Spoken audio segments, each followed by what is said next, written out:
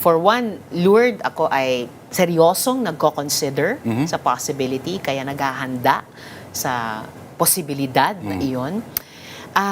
And tingin ko, at the end of this year or at the latest first quarter next year, kung sino sa amin ang pinakamataas sa halimbawa mga surveys, magkaisa kaming lahat para dun sa taong yon. Suportahan siya.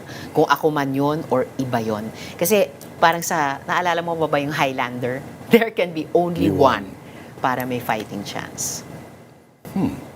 Kala namin dati yun, ang autobiography ni Juan Ponce Enrile. Oh, Ganun? Pero, okay, nakikita niyo naman yung tanong sa screen, no? Inutusan lang po ako, Risa Bamba o Bam Risa? Wala pa ang opposition sa ganyang pag-uusap ng mga tandems. Kasi sa ngayon, lahat ay, I won't speak for everyone, I'll just speak for myself. Ako ay seryosong naghahanda at nagko-consider. So, pag umabot na sa unang step na ako or isa pa, iba pa ay maging standard bearer namin, saka papasok yung ganyang usapan ng sino ang Mahal po yan. katandem.